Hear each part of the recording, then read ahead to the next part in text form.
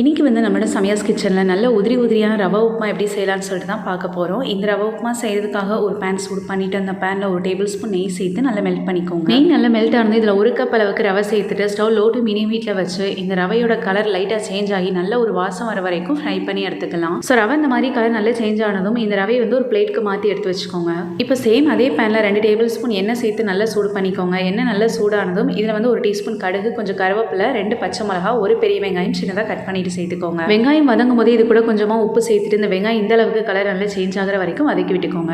வெங்காயம் இந்த அளவுக்கு கொஞ்சம் நல்லா வதங்கினதும் இது கூட 2 கப் அளவுக்கு தண்ணி சேர்த்து நல்லா கொதிக்க வச்சுக்கோங்க. ஸோ 1 கப் ரவைக்கு 2 கப் தண்ணி மெஷர் பண்ணி சேர்த்துக்கணும். தண்ணி நல்லா கொதி வந்ததுக்கு அப்புறமா நம்ம ஃப்ரை பண்ணி வச்சிருக்க ரவையை தண்ணியில் சேர்த்துட்டு ஸ்டவ் நல்லா லோ ஃப்ளேமில் வச்சுட்டு இந்த ரவையை நல்லா மிக்ஸ் பண்ணி விட்டுக்கோங்க. ஸோ ரவையோட லெவலும் தண்ணியோட லெவலும் நல்லா ஈவனாக வந்ததுக்கு அப்புறமா ஸ்டவ் நல்லா லோ ஃப்ளேமில் வச்சுட்டு இந்த ரவையை வந்து 4 to 5 மினிட்ஸ் வரைக்கும் நல்லா குக் பண்ணி எடுத்துட்டிங்கன்னா நல்லா உதிரி உதிரியாக ரவை உப்புமா சூப்பராக ரெடி ஆயிடுச்சு.